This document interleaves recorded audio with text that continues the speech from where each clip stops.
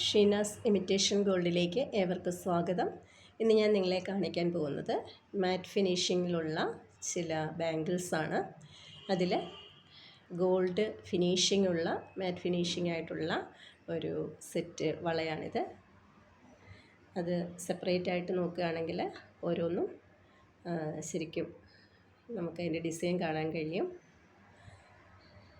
ശരിക്കും നല്ല ഭംഗിയുള്ള ഒരു ഫിനിഷിംഗ് ഉള്ള ഡിസൈനാണ്. അധികം മൂവ്മെൻ്റ് ഉള്ള ഒരു ഡിസൈനുള്ള ബാംഗിളാണിത്. അടുത്തതായിട്ട് മാറ്റ് ഫിനിഷിൻ്റെ മറ്റൊരു വളയാണ്. ശരിക്കും ഗോൾഡിൻ്റെ അതേ ഫിനിഷിംഗ് ഉള്ള ഒരു ബാംഗിളാണിത്.